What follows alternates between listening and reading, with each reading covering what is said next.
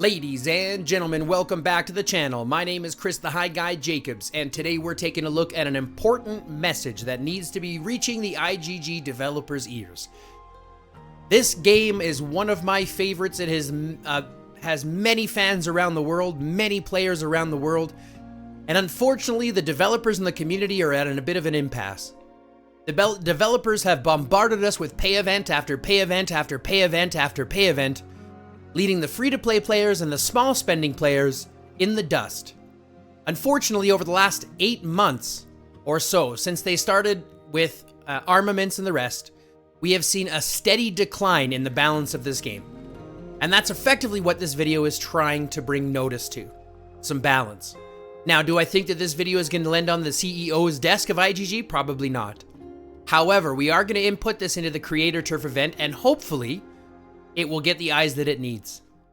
So if you like what you see, if you agree with what I'm saying, feel free to like, subscribe, share the video to everyone you can, comment down below what you thought your favorite part was, what your favorite point is, or even an idea that you have that maybe the IGG developers need to hear themselves. Because right now this game is unbalanced and it needs to be fixed, or else it goes the same way of Rise of Kingdoms, State of Survival, and all of the rest of those mobile games where they fleece their community and do nothing for the actual player base. So let's address some of these issues. Our first protest last time was based on the GW platform, the Genesis War platform. And since then, they have gone and reduced that repetitiveness on the GW event drastically. It went from 3 times in 4 weeks to once in 4 weeks. So absolutely great change on that. And with the introduction of merit boxes, I have to say that's also a decent change comparatively as well, a decent way to add bonus rewards to the Genesis War. Is it sufficient? I don't think so. For the cost of resources to heal, to recuperate, and to build troops for the event, I don't think that it's worth it. However, it's a good step. The only problem is the real validity of those merit boxes is only being given to the top 256 alliances overall. Out of 2,200 that are allowed to participate, out of thousands of alliances that are not allowed to participate. Think about it. Our Archipelago Raid and Genesis War now have a cap of only 2,200 alliances participating. There are over 600 regions, okay? In those 600 regions, there are multiple alliances in each region. You're telling me that out of all of the players in the game, of all of those alliances, only the top 2,200 matter? There are 615 regions. You're going to only take 4 alliances from each region? Not to mention, most of those alliances are going to be older alliances anyways. So all of a sudden now we're getting into a situation where it's super unbalanced to the new player. They don't even have a chance. And you can say, well, they have to get strong enough or join a stronger alliance. But if you're putting a 20 million player who's just started the game inside of an alliance with 100 million players with tier 6, they won't be able to compete or participate. So unfortunately, that doesn't lead to balance. Now, granted, some of the good things that they have done in Genesis War, like I mentioned, is they have released or loosened the schedule, which is a fantastic way to start. But unfortunately, that gives us 3 other weeks where IGG history will tell us they will over-bombard us with events. And unfortunately, when you're talking about the schedule, it comes down to 2 trains of thought. Too many events, it becomes overbearing and burdensome. Too few events, and it becomes boring to the player base. So it's time to develop a schedule that actually works for the average player. Think about it this way. Archipelago Raid for 1 week, Genesis War for another week, Island Raid for another week, and then Alliance League for the 4th. That gives us 3 weeks of events, 2 long events and 1 short event with 1 week off. This has been the ideal schedule for most of the community that we've heard from. Yes, some want more. Yes, some want less. But the average that we've seen is a nice 4-week schedule that gives variety and gives us time to recuperate and farm and build up in preparation to participate in those events.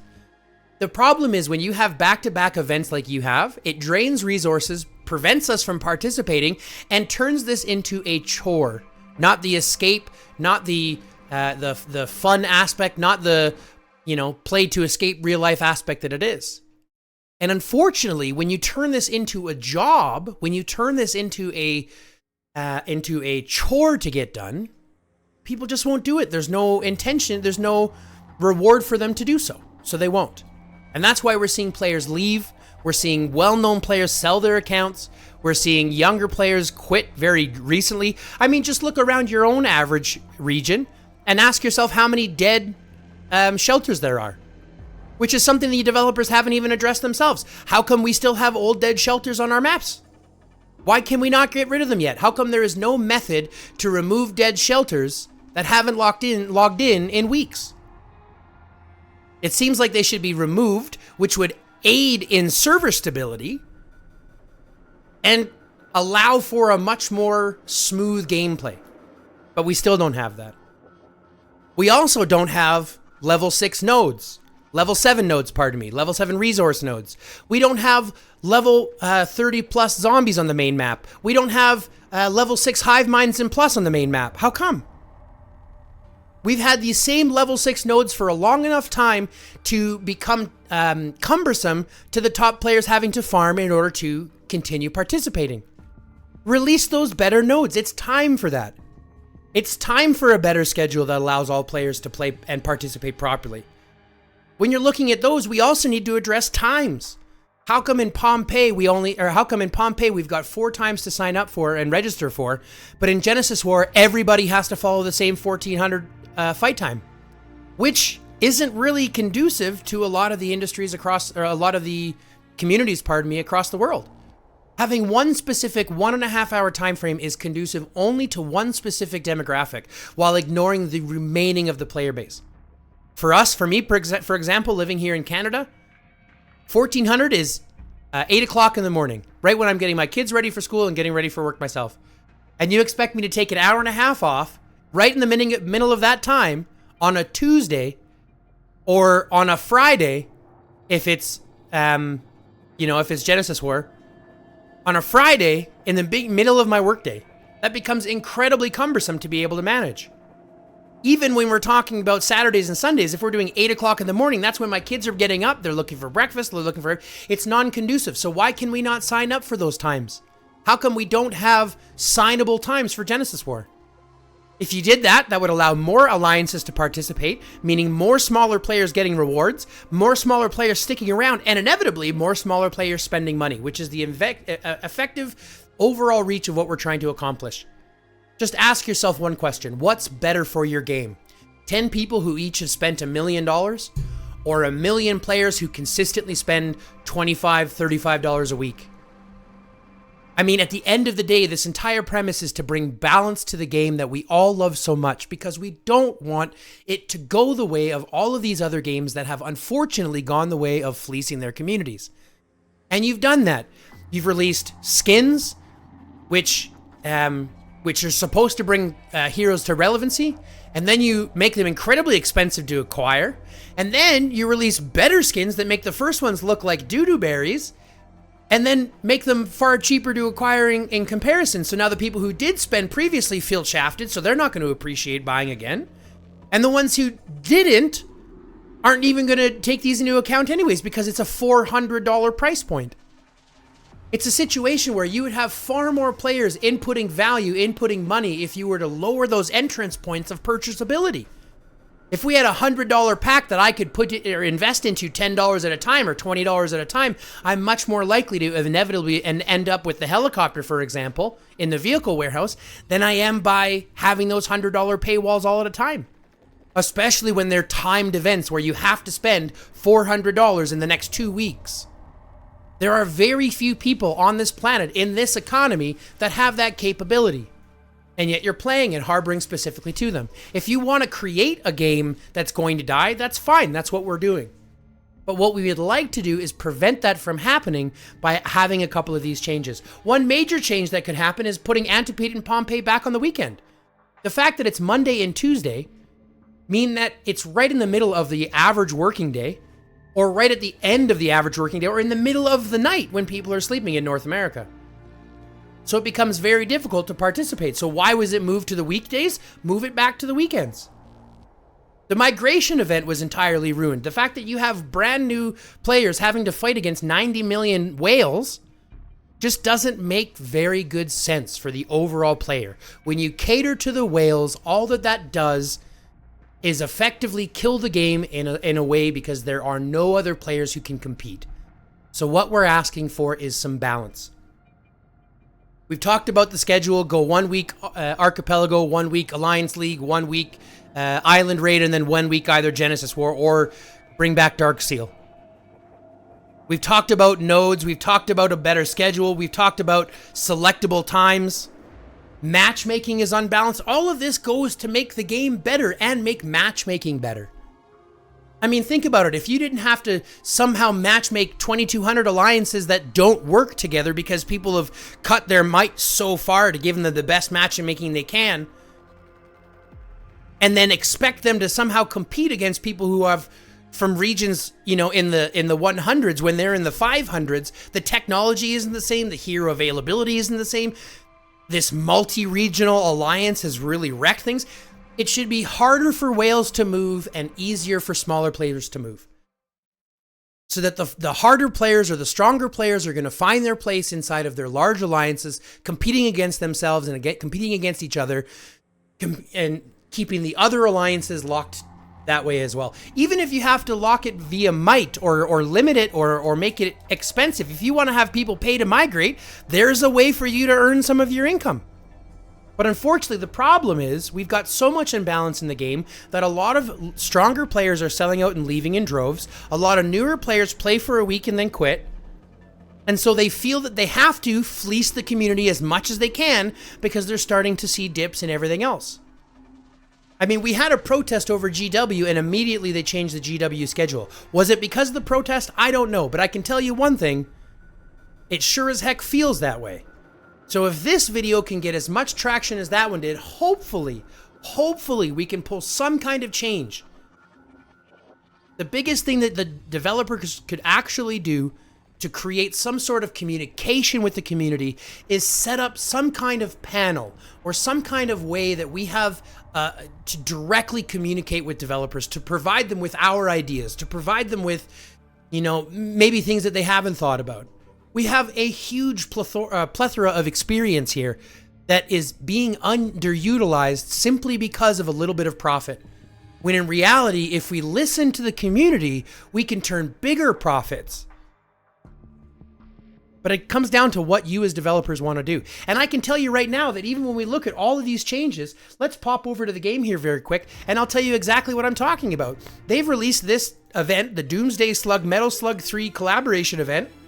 And I'll tell you right now, for the amount of money that it costs to actually participate and to actually get the things like the metal puzzles and all this kind of stuff, like the, some of the emotes and the frags and all this kind of stuff and the armaments and the shelter and stuff, it costs a lot of money. Think about it this way. The lucky cash for this tank right here costs approximately about $400. Okay, that's what it cost me in order to get it. And when you look at the stats that you get from it, it is absolutely subpar in comparison. Let's take a look here very quickly, because when we compare this to another thing that cost about the same, which was the helicopter, we ask ourselves, which one does better for us? Now, it's not even a question. The helicopter is far superior. Number one, this can't be modified at all. It is what it is. That's all you get. There's no benefits to it. There's no changing to it. If you look at the helicopter, there's tons of different variety, tons of ways to be able to modify it to your own way and customize it to the way that the playstyle that you want. But for effectively $400, granted you get other rewards in the process, you earn the tank. And yes, don't get me wrong, any dollar that goes into your workshop is a good dollar spent because that's effectively where the majority of your might comes from nowadays. But the problem with that is that there is such a huge paywall in order to get to. When you look at throughout the rest of this, if you look at the army fighters, I mean, basically all you're getting out through the bottom here is draws for number one, draws for Marco and Aerie, which we'll run over the character here very quickly, is very subpar. And I mean, some gems, some training expansions, but it's really nothing in comparison. Like, you're really not getting the value for what you're spending for it. All right. If you look at Ironheart, for example, in order to clear this out, you're having to spend 2,000 of the metal, which comes from the Lucky Cash. No, sorry, from the military store, from metal. And the only way to get metal is to draw 100 or, thousands of times here. Now, yes, they refresh these every week, but look at how much the rest of this is. 80 pulls is $100. And 80 pulls isn't necessary to give you anything. You could, in fact, get absolutely nothing with that $80 or for that $100 because you have the capability of pulling the same fragments of these pictures. So the luck and the gambling involved is absolutely astronomical. And like I said, when you take a look at the character itself, the actual hero, Marco and Eri, there is something you have to understand. The design of this character is subpar at best. Yes, he has some capabilities being in the field. Yes, they got some capabilities by being able to play on any line. Yes, they have some mobility and some playability in regards to, in regards to them having, some decently powerful skills. However, this is a collaboration event, which means that if you wanted to level this guy up, it's going to cost you 2 times as many legendary hero fragments in order to do it. So for that price, he had better be amazing. And he just isn't. A 13,000 damage skill with a slight reduction in rage, a counter attack which is easily avoidable, a counter attack reducing HP by 47%, which is easily avoidable, a shield that provides only 2 seconds of shielding and 3 seconds of debuffs every 10 seconds, so 70% of the time it's doing nothing. Something that, yes, increases during field battles, only increasing attack and travel speed. And then this right here is the biggest kick in the pants. An awakening skill that provides a heal factor. Now, if you know anything about the game, heal factor only does one thing. It increases the cost to heal your troops. It takes troops that were lightly wounded, turns them into fightable troops, and a percentage of those becomes heavily wounded. So any heal factor simply adds more to your hospital bill.